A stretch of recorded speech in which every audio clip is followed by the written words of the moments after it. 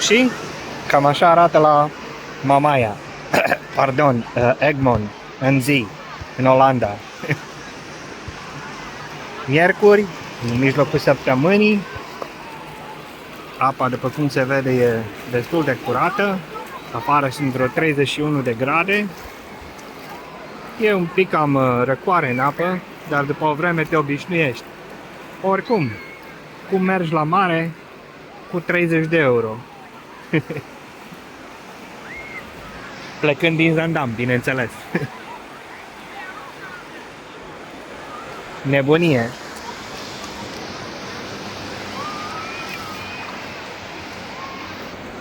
Uite ce curată e apa în Marea Nordului.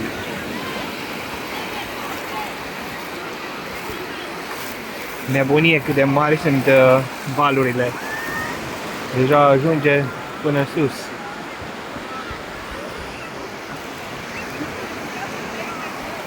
Oamenii se distrează, n-au nicio problemă.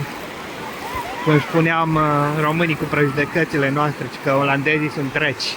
Da, reci ca apa din Marea Nordului, unde se îmbălăcesc ca nebunii. Nebunie.